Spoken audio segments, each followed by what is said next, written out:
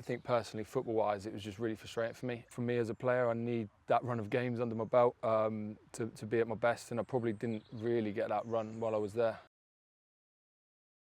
He felt the Ronaldo effect, I think, last week. He went away with Ireland. Oh, Obviously, did he? Ronaldo bagged, didn't he? The last 2 minutes. Oh, yeah. Scored Oh, 2 did he goals. get? What did it? Was Darryl it the Horgan. bang bang? Was it against? It was against It was Ireland, Republic of course, Ireland, yeah. Oh yeah, so oh, wow. We're not got the same. We're recording there. Okay, well let's do it. Can we start with that? That's amazing. So of course I'm here with Sam Vokes. Sam, it's wonderful Great to meet you, to meet Thank you and chat to you. We're just outside the training ground at your new club, Wycombe Wanderers, which of course we're going to be talking about in a second. But the guys are just sort of coming into training. You were here miles earlier than Darryl Horgan. Don't want to dig him out too much, but he did just look a little glum there, and you spotted it straight away. Yeah. And what did you say? I think he's had the Ronaldo effect, didn't he, last week? So I don't know if he's quite got over those 2 magic goals he scored against them. Because he's growing beautifully with age. I know you look pretty good to me as well, Sam. I don't know if I'm quite growing as age as Ronaldo is, but have you felt the Ronaldo effect then yourself? Because obviously, Premier League striker, a couple of years ago. Yeah. Have you felt that firsthand? Oh, it's amazing, isn't it? See him coming back over. I faced him a couple of times. I think, sadly, he knocked us out of the Euros when I was with Wales a couple of years ago. Of course. So, wow, you really did, didn't you? Yeah. I remember that. Yeah. Similar kind of goals. It was, the header, yeah. And he created one for Nani as well. So, yeah, that was his impact. I wasn't too happy with him that day, but he is, unbelievable to see him over here, isn't it? Yeah, absolutely. It's a bit scary. It's going to be interesting to see how he gets on. I guess him kind of coming back as well, into his 30s, kind of new stage of his career. I guess it's kind of similar thing for you. I did ask people for questions, and I would imagine you would know exactly what would come up a lot.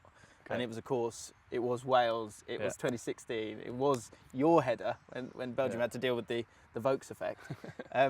How often do you get asked about that? Quite a lot, but I don't mind it, to be honest, mate. We can talk about it as long as you want. Yeah. It was a good night. I mean, there's a belter of a cross, wasn't it? And then how many times have you watched that back? I'd love to say in my humble way I haven't watched it much, but I've watched it a few times. It was an amazing moment, mate. I had all my family out there. I think obviously we'd reached the quarterfinals, which we'd never got to a tournament before. So to play the tournament favourites in the quarterfinals was amazing, and to come on and get that header for me personally, it was a great moment. Yeah. Let's talk about the here and now, because I guess, if we look a little bit further forward, you never know.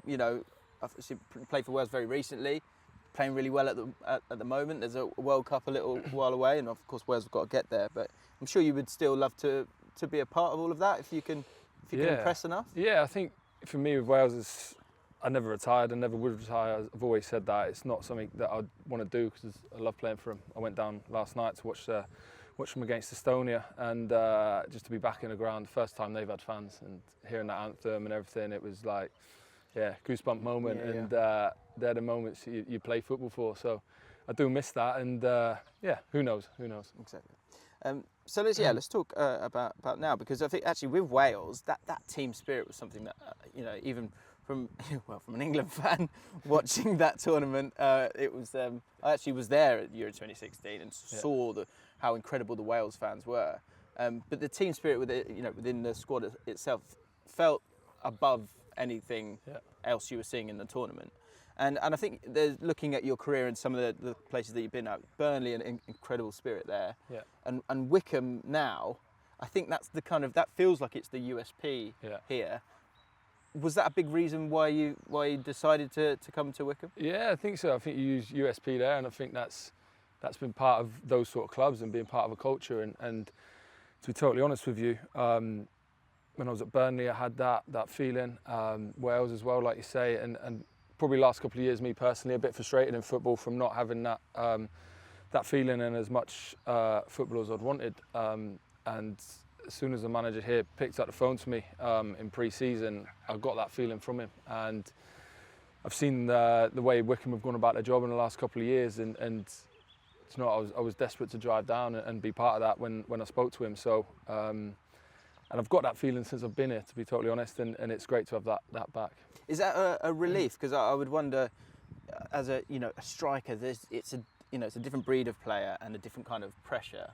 And with Stoke City, when it came down, it felt like there had to have been so much pressure on everyone in that squad. What was it like, at Stoke, and certainly maybe the last 6 months as you're starting to think about what you want to do with your next step in your career? Yeah, it was tough because it was obviously it's a massive club. It was great for me to join Stoke. I actually really enjoyed my time there and met some great people. But I think personally, football-wise, it was just really frustrating for me. Not getting as much time. I know for me as a player, I need that run of games under my belt to be at my best, and I probably didn't really get that run while I was there. And that's football at the end of the day. Sometimes things work, sometimes they don't. And for me, I got to a point where I was craving football again, to be honest, like desperate to get back out and play. And so to be part of a project here that you've seen come forward was a great opportunity for me. And to be honest, it's been that since I walked through the front door, and I've really enjoyed it. Because I think Wycombe fans, a lot of fans, were surprised that you came to Wycombe. That phone call from Gareth Southgate. One day, not quite. No. He'll get there. He'll get there. Gareth Ainsworth, sorry. That phone call from Gareth Ainsworth. Talking about international football, that's the problem. Yeah. What was said by him? What was the speech from him? Because I could only dream of being called by Gareth Ainsworth and getting a motivational speech. Do you know what I mean? I'm saying Gareth Ainsworth saying, "I want you." Yeah. What did he say on the phone? Yeah, no, it was brilliant. I was on the way back from training pre-season at Stoke. And he picked the phone up, and to be honest with you, that doesn't happen much in football because people go through other people, agents, or whatever it is, and to have that honest conversation on the phone, I really appreciated that. And it was kind of a moment where I thought, yeah, do you know what? I want to go and play for him. I want to be part of that squad. Playing for Stoke last year, this was actually the only ground I came to, and there were fans inside, and I felt that buzz around the place, and that culture, I suppose, that they've built here, and that gave me a feel for the club. And yeah, I think that's when I got off the phone. I said to my missus when I got home, I think that's where I want to go. So it was it was good, and I'm glad I did it. Because his energy, I'm a QPR fan, so I adored Gareth Ainsworth because he was at QPR, and it was a time he probably wouldn't get away with it now, but Gareth Ainsworth was a right winger. And what would happen was the goalkeeper would, every week, would just hit their left back. Yeah. And their left back would often be bigger than Gareth. Yeah. But you knew Gareth was just going to do he's just 100%, just a ball of energy and so positive. How have you found kind of working with him, sort of even in these first few weeks? Because I still feel a bit like he's a young manager. Yeah. But he's been at Wycombe for a long time. Yeah, no, he has. Yeah, no, he has, and I think he's a huge part of what they've created here. And he still gets involved in training. He put a few balls into me in the box the other day, right wingy, like you say. And does he still crunch with the tackles as well? Oh, I didn't quite receive one of those. Right. But no, he was hanging balls up to the back stick for me, so I was happy for that. But no, he's been great, and like yourself, my wife's family were all QPR fans, so they were delighted when I signed here because he's a hero. So, but no, I think in the way he goes about a job every day, I think he's so enthusiastic and getting the boys up for training, up for every game, and it's tough because there's a lot of fixtures and we're early in the season, but we've had a lot of games already, and that enthusiasm I think comes through and shines when you see the boys on the pitch. Of course, Wycombe got relegated last season, and it was very, very tight. They had a real strong end to the season. Normally when you come into a team that's been relegated, there would be, I imagine, some form of negativity there. Like, what was it like kind of stepping into it? Was there anything like that needed to be resolved before you sort of cracked on? Do you know, it's funny, I've been part of relegations, unfortunately, in the past, and you do sometimes have that looming over you the next pre-season and going into the next season, but do you know what, I didn't feel that one bit. I felt like completely opposite, to be honest with you. In the squad, I felt like the lads were like, right, we've experienced that championship last season and let's get back there. We've got that drive now and that motivation to get there, and we've been part of that and want to be part of it again. Yeah, and a few sort of older guys than some squads. Like the average age of the group is a little bit older. How do you find that? Is it nice to have the sort of some of those guys there? Does it feel different than other squads you've been at? Yeah, unfortunately, I've fallen into that group now, don't I? Sorry, yeah. So I've got to enjoy it. But no, it's true, and I think you come up a lot of teams now that are younger and a bit more inexperienced. But I suppose having that experience within the squad is great because they've been there, done it, and also there are young lads coming through some fantastic young players, attacking options for us that we've got in the squad, and I think that can help those when those players are looking up to players that have done whatever in their career and achieved a lot, so that can help them and bring them through. I've got to ask you about Bayo. I've met him a few times through the years, and I know the guys behind the camera know him well as well. I saw in an interview with you that you at Burnley you were the DJ. You chose and in this interview we were very quick to say I'm the DJ. Which I thought, okay, that's great. First question, well, we'll get to the second bit, which involves Bayo, because I imagine Bayo's surely involved in some of this. How do you become the DJ of a dressing room? How do you become the DJ? That's a very good question. Do you put your hand up? It's sometimes a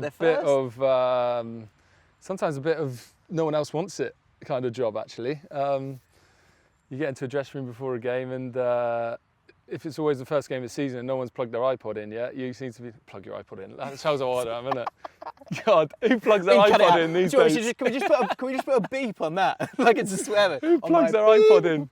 That was when I first become DJ, plugging the iPod in. Yeah, exactly.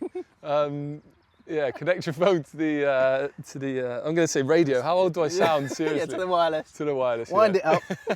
Yeah. First person to connect on the first day of the season seems to be the guy, but because I think that's brave.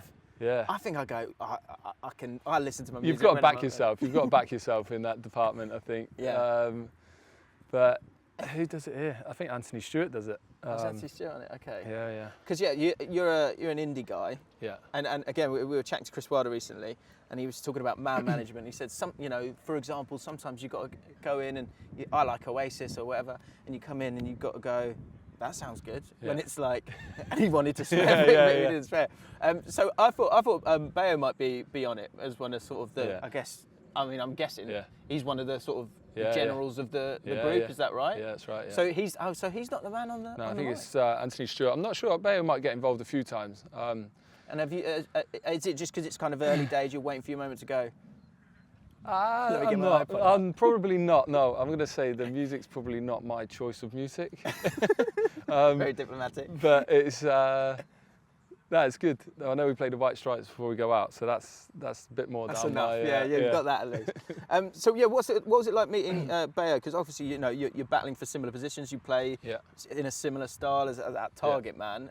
What's it been like meeting him and playing with him? Yeah, brilliant. He's a great guy. We've had a few chats. I think if we find ourselves on the pitch together, we said to the boys, don't put the balls in the channel because we won't be there. But no, he's a good guy, and see the career he's had and the impact he's had at this club is short. I say a short amount of time, 5 or 6 years, but I think he's the record goal scorer or whatever for the club, and great ambassador for the team, and how he goes about his job every day. He works hard. He's in the gym and doing his bit. So. No, it's been great, and you see the impact he has on young lads coming through. You talk about that experience, a lot of lads look up to him as well. Yeah, because there must be an inspiration there as someone who kind of left AFC Wimbledon, went to Wycombe, and you thought he was going to get 1 or 2 years, and he's still going all those years on. How do you feel about it? Because it seemed from the outside, and briefly chatting to you, that it was frustrating at Stoke, and now you just wanted to play football, and you've got that real kind of taste for it. Yeah. How long do you want to go on for yourself? You want to just go as far as you can? 100%, yeah, as long as I can. People said, I think, when I joined about playing in League One, but it doesn't faze me one bit. I was just desperate to play football. And for me, it was a great opportunity to do that at a great club that have got aspirations to go back and be in the Championship. So. Yeah, it's great to be part of a squad again that have got that motivation to go and do that. Yeah, and scoring goals again, which is amazing. Yeah, of course, yeah. How did it feel getting that first one this season? Buzzing. And the relief, because for a striker, that's what you want to be doing, scoring goals. And for me personally, that's something that's frustrated me in the last year or so. I've not scored enough. So that was a huge moment, I think. And we got the win, and it was a good feeling to get off the mark. So looking forward to, first of all, this weekend, big game against Oxford United. A little bit of history there, of course. Yeah. Are you aware of all of that, and how are you feeling going into a game like this, where I think it's probably fair to say there's slightly different styles in terms of the way that you guys play. How do you see this game this weekend? Yeah, no, I can't wait. We had a little break over the international break now, but dying to get back out there. We had a disappointing result up at Sunderland, which was ironically, probably our best performance of the season. So for us, looking forward to it, get back to hopefully winning ways, and yeah, like you say, a little trip down the M4 to Oxford. How did you feel coming off the pitch against Sunderland? Because that was the general feeling amongst a lot of people. One, it was a really great victory for Sunderland, because they know that Wycombe are going to come correct every single time. But for you guys walking off the pitch, it's disappointment. I think we we gave a good account of ourselves, and were frustrating Sunderland at times, and they scored 2 quick goals in the first half, and that can happen in football. 2 mistakes from us, and then before you know it, you're 2-0 down away at Sunderland. It's a tough place to be, but you can take a lot of positives from it. We played actually very well, so take that into this weekend, because it's a good game. Yeah, and aims for the season then, because again, there's been a lot of talk about the huge clubs that are in League One this year. I don't think I've ever seen anything like it, really. And there's 13, 14 teams that go, we should be making the playoffs this year.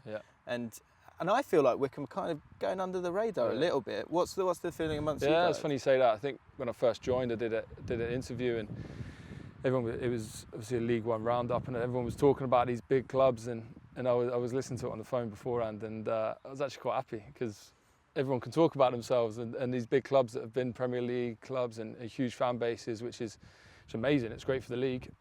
But if we can go about our business, we know what we're about in the building here, and we can go about our business and do it right. And if people are talking about everyone else, it's quite happy with that. And so I guess the aim is to go straight back up, right? Yeah, of course. Like I said, the drive's there from the lads. The disappointment of relegation, but they experienced that last year, and I've been part of Championship in the past, and that's where you want to be. So that is the aspiration. Yeah. And for yourself, is there any goal targets?